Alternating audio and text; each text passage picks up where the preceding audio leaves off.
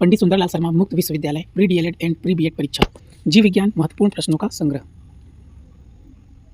ओ negative रुधिर वर्ग के व्यक्ति सर्वदाता है क्योंकि इनके रुधिर में एंटीजन नहीं पाया जाता है। एबी रक्त वर्ग वाले व्यक्तियों के रक्त में एंटीबॉडी का अभाव होता है, अतः उन्हें सर्वग्राही कहा जाता है। मानव शरीर में सबसे छोटी ग्रंथि पीयूष ग्रंथि है। पीयूष ग्रंथि को मास्टर ग्रंथि भी कहते हैं। तो इस प्रकार का आपको प्रश्न इस वीडियो में मिलेगा जो कि एग्जाम के दृष्टिकोण से बेहद ही महत्वपूर्ण है। दूध लैक्टोबैसिलस बैक्टीरिया के कारण खराब होता है। सीरा एल्कोहल के उत्पादन के लिए अति उत्तम कच्चा माल है। गैस मिश्रणों में ऑक्सीजन तथा एसिटिलीन गैस वेल्डिंग के लिए प्रयुक्त होता है। रासायनिक दृष्टि से सिंदूर मर्क्यूरिक सल्फाइड है। शहद का प्रमुख घटक फ्रक्टोज है। अन्य घटक डेक्सट्रोज, माल्टोज, एंजाइम जल आदि है। प्रकाश की रासायनिक ऊर्जा में रूपांतरण द्वारा प्रकाश संश्लेषण की क्रिया संपादित होती है।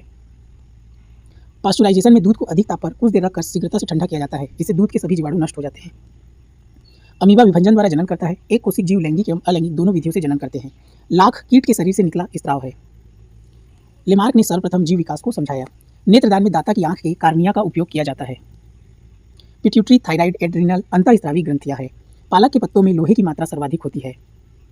जेडी वाटसन और एच.सी. क्रिक नाम के वैज्ञानिकों ने 1953 में डीएनए का कुंडलीदार विन्यास प्रस्तुत किया, जिसके लिए उन्हें 1962 में नोबेल पुरस्कार मिला। नाखून मृत कोशिकाओं के द्रव्य द्वारा बनते हैं जिनमें रक्त संचरण नहीं होता, इसलिए नाखून काटते समय दर्द नहीं होता।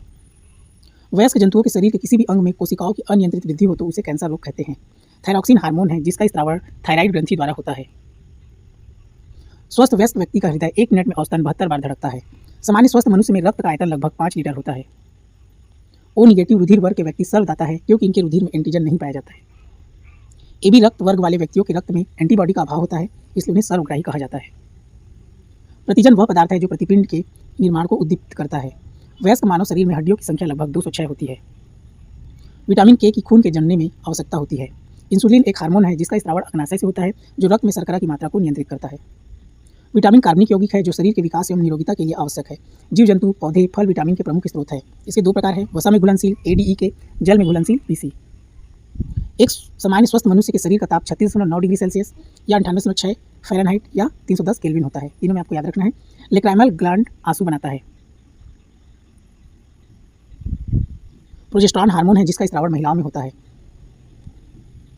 मानव शरीर में सबसे छोटी ग्रंथि पीयूष ग्रंथि पिट्यूटरी है। पीयूष ग्रंथि को मास्टर ग्रंथि भी कहते हैं। यह वृद्धि हार्मोन का स्रावण करती है। पीयूष ग्रंथि पराउटू ग्रंथि को छोड़कर सभी ग्रंथियों को नियंत्रित करती है। हृदय से फेफड़े में अशुद्ध रक्त फुफ्फुस धमनियों के माध्यम से जाता है। वहां से शुद्ध होकर ऑक्सीजन युक्त रक्त फुफ्फुस शिरा के माध्यम द्वारा हृदय में आता है और यहाँ से रक्त शरीर के सभी भागों में जाता है। शारीरिक उत्तेजना हेतु जिम्मेदार एड्रेनलिन लड़ो या उड़ो हार्मोन कहलाता है। एड्रेनलिन का स्रावण क्रोध, भय, खतरे के समय होता है।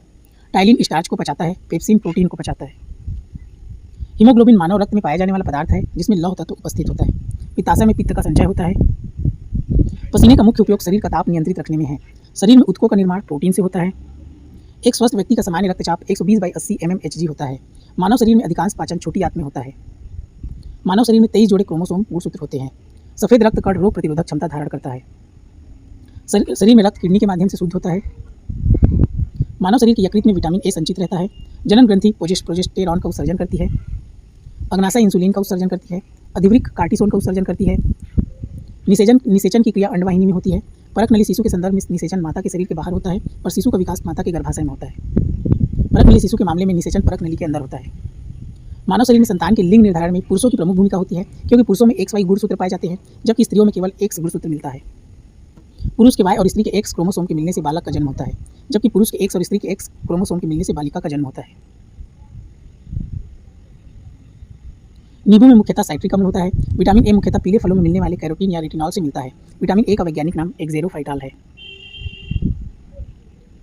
सोयाबीन ऐसा वनस्पति खाद्य है जिसमें प्रोटीन की मात्रा अधिकतम 40% होती है। खट्टे फलों में विटामिन C पाया जाता है जो चर्म को स्वस्थ रखने हेतु आवश्यक तत्व भी प्रदान करता है।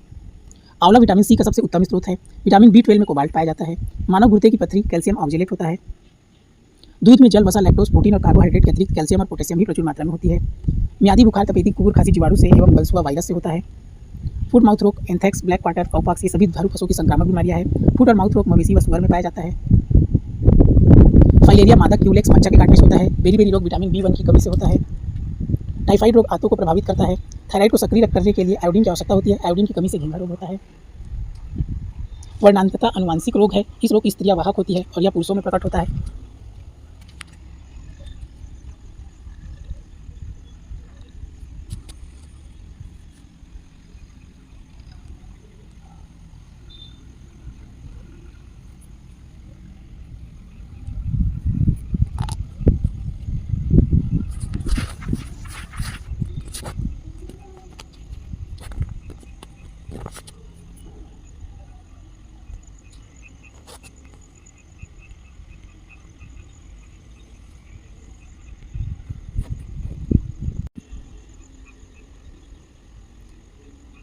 थायराइड को सक्रिय करने के लिए आयोडीन की आवश्यकता होती है। आयोडीन की कमी से घेंघा रोग होता है। वर्णांतता अनुवांशिक रोग है। इस रोग की स्त्रियां वाहक होती है और यह पुरुषों में प्रकट होता है। वायु द्वारा टीबी, पानी द्वारा कालरा, संपर्क से सिफिलिस, घाव द्वारा टिटनेस रोग होता है। सीने में दर्द, पसीना एवं जी मचलाना, बाहों में दर्द एवं झंझनाहट हृदयाघात के लक्षण है। मच्छर भगाने वाली दवाओं में सक्रिय रसायन एलिथ्रीन है। दूरदृष्टि दोष निवारण के लिए उत्तल लेंस उपयोगी है। मनुष्य शरीर में खून की शुद्धिकरण की प्रक्रिया को डायलिसिस कहते हैं। पागल कुत्ते के काटने से उत्पन्न घातक विषाणुजन्य रोग रेबीज हाइड्रोफोबिया केंद्रीय तंत्रिका तंत्र को प्रभावित करता है।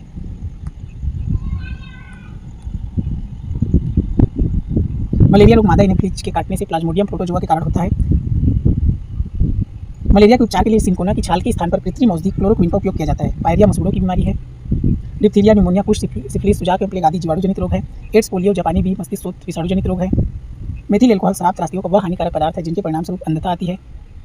हीमोफीलिया एक अनुवांशिक रोग है जो जिसमें रक्त के थक्का बनने की क्षमता समाप्त हो जाती है। एथलीट फूड, पैर के एड़ी एवं तलुओं में होने वाली बीमारी है जो फफूंद से होती है। एड्स से मनुष्य की रोग प्रतिरोधक क्षमता नष्ट हो जाती है। डेंगू मच्छरों द्वारा संचालित विषाणु रोग है जो डेंगू विषाणु से होता है। डाउन सिंड्रोम एक अनुवांशिक विकार है जो गुणसूत्रों की संख्या परिवर्तन के कारण होता है। अल्जाइमर रोग मानव मस्तिष्क को प्रभावित करता है। बीसीजी का टीका टीबी को रोकने के लिए लगाया जाता है। यह नवजात शिशु को 7 दिन के भीतर लगाना चाहिए।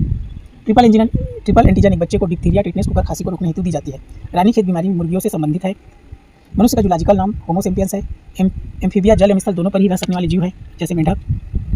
जल से बाहर निकाले जाने पर मछली मर जाती है क्योंकि वो वायुमंडलीय ऑक्सीजन में श्वास नहीं ले पाती है। मछली गिल से श्वास लेती है। डाल्फिन को स्तनपायी जंतु के रूप में वर्गीकृत किया गया है। बकरी, गाय, वेल स्तनधारी है जबकि मछलियाँ स्तनधारी नहीं है।